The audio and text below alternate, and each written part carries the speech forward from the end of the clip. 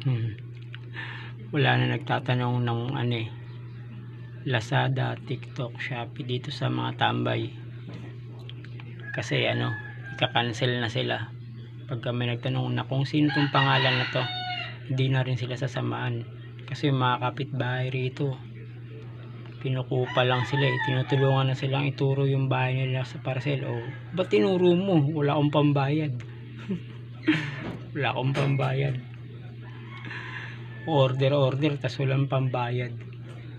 Ayun, shoutout nga pala sa lahat. At paano may nanonood na.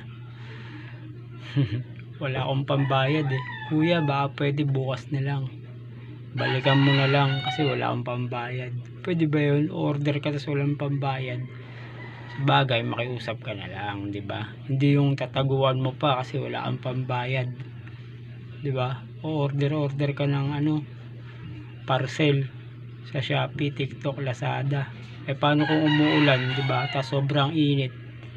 Taguan mo lang. Grabe naman itong mga to. Tapos pag gabi naman sa mga ano, kupal na tao dyan sa kalsada, ganun din sasabihin. Tangang mga ganito mga tambay na to, ingay dito pa sa kalsada nakatambay, di ba? Eh di nila alam malaking tulong yung ginagawa ng tambay na sa kalsada kasi walang magnanakaw eh.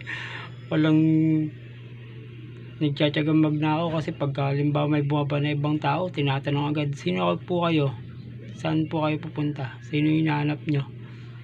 O diba? Malaking tulong yun oh. Baka kala nila sila kaya tumambay ng magdamag. Tapos yung tatanungin ng parcel, ituturo pa. Hindi naman nagkakapera. Mabuti kung bibigyan sila ng pangyosi. Diba? Dapat nga kahit paano may magandang salita sila na bibigay kahit tambay ang ano tao, di ba? Hindi yung ba't mo tinuro, ba't mo tinuro, di ba? Kasi wala akong pambayad eh. Hindi ko naman alam eh, tinanong lang naman ako nung ano eh, sa parcel eh, kaya tinuro ko yung bahay mo.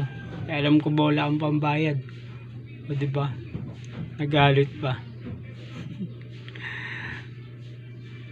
Hindi na nagbibili ng ano eh, hindi na nag-iiwan ng pera sa bahay sa mga mag-anak eh. Aalis na lang. Sabi mo wala pang pambayad, bukas na lang kamo balikan. Kaya cancel muna.